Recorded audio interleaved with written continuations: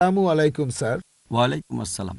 আমার নাম হলো SK রন্দর্নে, deputy engineer, government of Maharashtra, water supply department. আমি একজন অমুসলিম, নন মুসলিম। আমার প্রশ্নটা হলো যে আমাদের এই পৃথিবীতে কেন এত ধর্ম সৃষ্টি হয়েছে? আমাদের চারপাশে এত বেশি ধর্ম কেন? এখানে একটা সেন্টেন্স লেখা আছে পিস টিভি লোগোর নিচে, যে পিস টিভি মানবতার সমাধান। এখানে আমার মতামত হলো এই, যে শান্তির জন্য জ্ঞান আর বিজ্ঞতার প্রয়োজন। ধন্যবাদ। ভাই একটা প্রশ্ন করলেন যে পৃথিবীতে এত ধর্ম কেন, এটা প্রথম প্রশ্ন। আর তারপর একটা মন্তব্য করলেন যে শান্তি মানবতার সমাধান, এটা পিস টিভির স্লোগান। শান্তির জন্য প্রয়োজন জ্ঞান আর বিজ্ঞতা। আমি আপনার সঙ্গে একমত।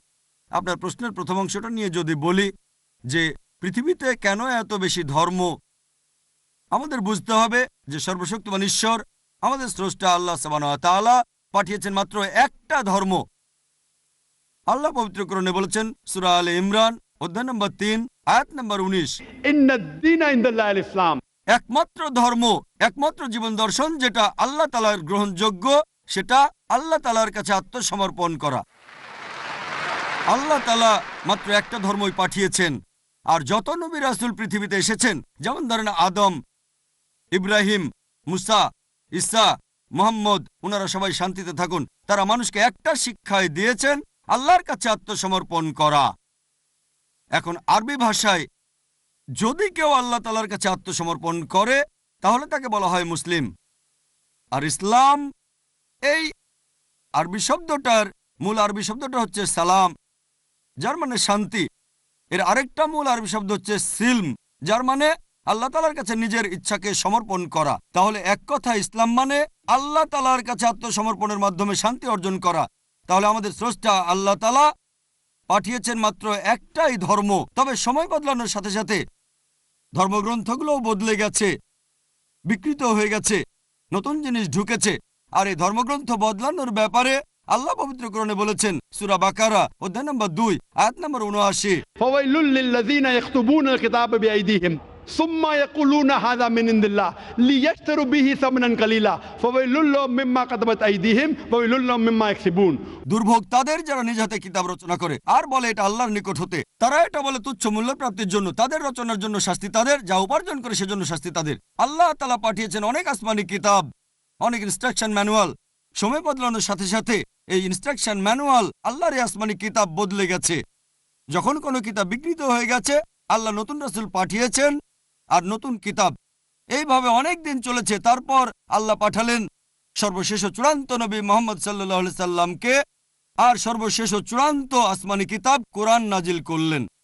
এর আগে যেসব নবী রাসূল এসেছিলেন, আমাদের প্রিয় নবী মুহাম্মদ সাল্লাল্লাহু আলাইহি সাল্লাম বলেছেন যে আল্লাহ তাআলা এই পৃথিবীতে 1,24,000 নবী রাসূল পাঠিয়েছেন। পবিত্র কোরআনে মাত্র 25 জনের নাম বলা হয়েছে, অন্যদের নাম আমরা জানি না। হতে পারে একজন প্রশ্ন করেছিল, আপনি কি মনে করেন, একজন হিন্দু আমাকে এই প্রশ্নটা করেছিল, আপনি কি রামকে আল্লাহর রাসূল বলে মানেন, অথবা শ্রীকৃষ্ণকে কি আল্লাহর রাসূল বলে আপনি মানেন? আমি বলবো, যেহেতু নামটা কোরআন হাদিসে উল্লেখ করা নেই, আমি জানি না। আমি জানি না, হতে পারে রাসূল অথবা নাও হতে পারে, নিশ্চিত করে বলতে পারছি না। তবে এ কথাটা মানতে হবে, যেসব নবী রাসূল এসেছেন নবী মুহাম্মদ সাল্লাল্লাহু আলাইহি সাল্লামের আগে, তারা ছিলেন সেই সময় আর সেখানকার মানুষের জন্য। তাহলে রাম যদি আল্লাহ রাসূল হয়েও থাকেন, যদি কৃষ্ণ আল্লাহ রাসূল হয়েও থাকেন, তারা এসেছিলেন সেখানকার মানুষ আর সেই সময়ের জন্য। বর্তমানে পৃথিবীর সব মানুষ, তারা থাকতে পারে ভারতে অথবা আমেরিকায় বা সৌদি আরবে বা কানাডায় বা ইংল্যান্ডে, পৃথিবীর যে কোনো জায়গায় তারা মানবে সর্বশেষ ও চূড়ান্ত নবী মুহাম্মদ সাল্লাল্লাহু আলাইহি সাল্লামকে এবং সর্বশেষ ও চূড়ান্ত আসমানি কিতাব পবিত্র কোরআন। আল্লাহ আমাদের কথা দিয়েছেন সূরা হিজর অধ্যায় নম্বর 15 আয়াত নম্বর 9, যে আমি কোরআন অবতীর্ণ করেছি, সেটা আমি সংরক্ষণ করব। তাহলে আল্লাহ তাআলা পাঠিয়েছেন মাত্র একটা ধর্ম, সেটা হচ্ছে আল্লাহ তাআলার কাছে আত্মসমর্পণ করা। ইসলাম মানে আল্লাহর কাছে আত্মসমর্পণ করার মাধ্যমে শান্তি অর্জন করা। আর আপনি বললেন জ্ঞান এবং বিজ্ঞতা দিয়ে শান্তি অর্জন করা যায়। হ্যাঁ, কার কাছ থেকে জ্ঞান? সবচেয়ে সেরা কে? আল্লাহ তাআলা, আমাদের স্রষ্টা। কে সবচেয়ে জ্ঞানী? আল হাকিম, তিনি আল্লাহ সুবহানাহু ওয়া তাআলা মহান স্রষ্টা। তাহলে শান্তি অর্জনের সেরা উপায় হচ্ছে সেই জ্ঞান এবং নির্দেশনা মেনে চলা যেটা আমাদের স্রষ্টা আল্লাহ সুবহানাহু ওয়া তাআলা পাঠিয়েছেন। আশা করি উত্তরটা পেয়েছেন। ধন্যবাদ।